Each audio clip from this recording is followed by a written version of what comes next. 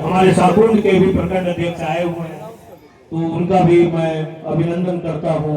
और मैं अपना नाम तो पहले ही बता दिया था, मैं पुनः आपसे ये बात बता दूं।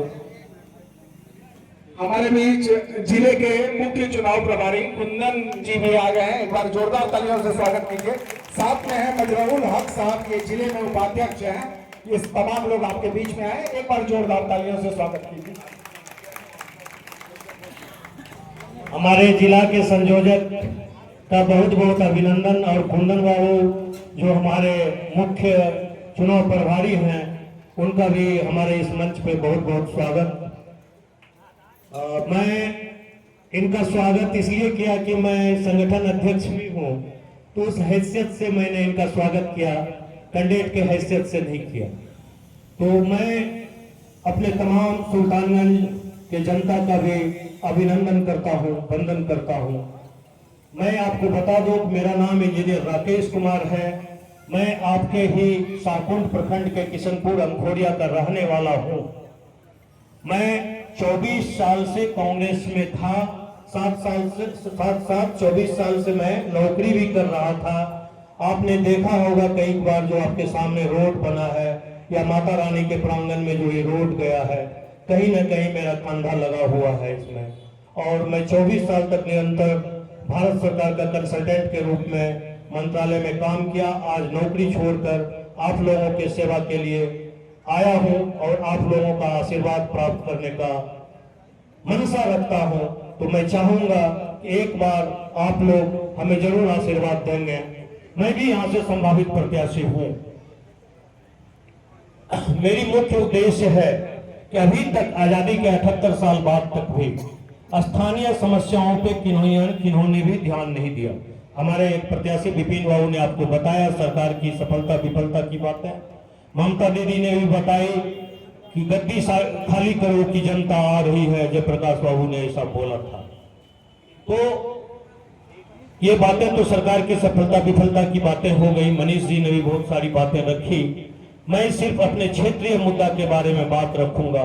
हमारे सुल्तानगंज और साकुंड प्रखंड के 7 पंचायत जो फ्लड में डूबे हुए हैं, 78 साल तक इस पे किसी ने भी कोई काम नहीं किया।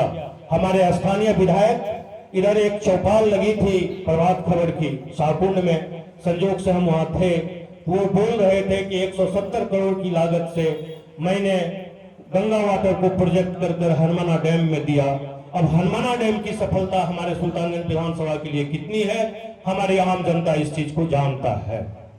यदि हम बात करें कि गंगा के तटबंध में एक इम्बैंकमेंट बना दिया जाए, एक बांध बना दिया जाए, ठीक है, गंगा का पानी रुक जाएगा।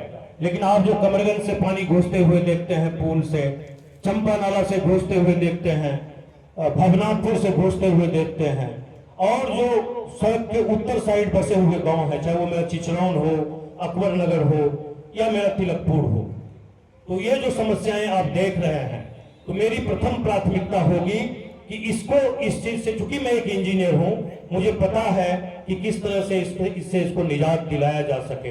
तो हमारी यदि सरकार बनती है, जनस्वास्थ्य की यदि व्यवस्था बनती है, तो मेरा कंधा सबसे पहले ये लगेगा कि गंगा के किनारे तटबंध हो, और ऊपर से जो पानी आता है उस वाटर को प्रोजेक्ट करके लक्ष्मीपुर डैम में गिरा दें, ताकि हमारे इस क्षेत्र में भी धान का उत्पादन हो सके और दलहन और तिलहन का तो भरपूर उत्पादन हो सके।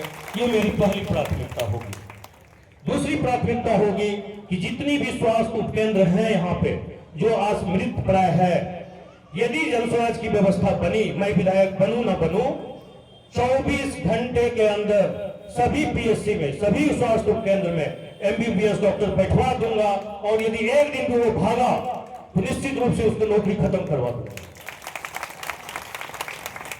और जो हॉस्पिटल्स हैं, जितने भी हॉस्पिटल्स हैं, सुल्तानगंज में हैं, हमारे साकुंड में हैं, एक सजोड़ में अस्पताल हुआ करता था जिसको अश्वनी चौबे ने वो आयुर्वेद वाले अस्पताल में बदल दिया, और एक बहुत पुरानी अस्पताल विपिन बाबू के घर के आसपास है जो मृत प्राय है।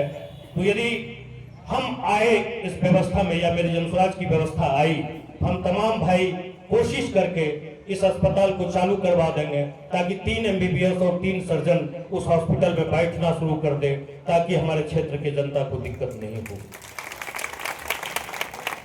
हमारी पार्टी के मैनिफेस्टो में शामिल है कि हमारी पार्टी जब आएगी तो हर एक साल में हर प्रखंड के एक में एक नेतरहाट टाइप स्कूल बनाएगी।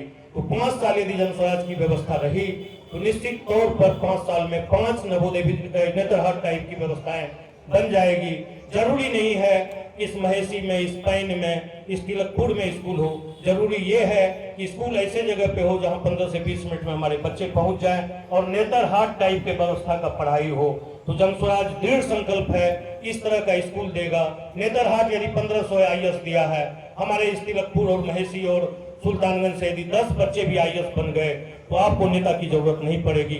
वो कितना भी आलसी होगा आपका काम कर ही देगा। ये सब प्रमुख बातें हैं जो मुख्य चीज था। और जो हमारे सुल्तानगंज प्रखंड और शाकुन प्रखंड से आए हुए हमारे जनता हैं, सुल्तानगंज, आधा सुल्तानगंज और 2 पंचायत शाकुन का बाढ़ में डूबता है और सुल्तानगंज में 5 पंचायतें डूबती है। बाकी का जो और 37 में से आप 5 घटा दीजिए, 32 पंचायत सूखा के शरण में चला जाता है। जिस दिन हमारे किसान रबी का खेती भी उस नहर के माध्यम से करने लगेगा, उस दिन हम समझेंगे कि हमारे क्षेत्र का विकास हो गया। तो ये तमाम जो स्थानीय मुद्दे हैं मैं उस पर काम करूंगा और आपको भरोसा दिलाता हूं कि हमारा कोई भी साथी जो जनस्वराज से चुन के आएगा वो इसी तरह का सही और सच्चा काम कराएगा। बहुत बहुत धन्यवाद। एक बार हमारे साथ जय बिहार का नारा आप लोग लगाएं। मैं बोलूंगा जय बिहार, आप लोग बोलिएगा जय जय बिहार। जय बिहार, जय बिहार, जनता का सुंदर राज। आवाज नहीं आ रही है। जनता का सुंदर राज। बहुत बहुत धन्यवाद। जय हिंद, जय भारत।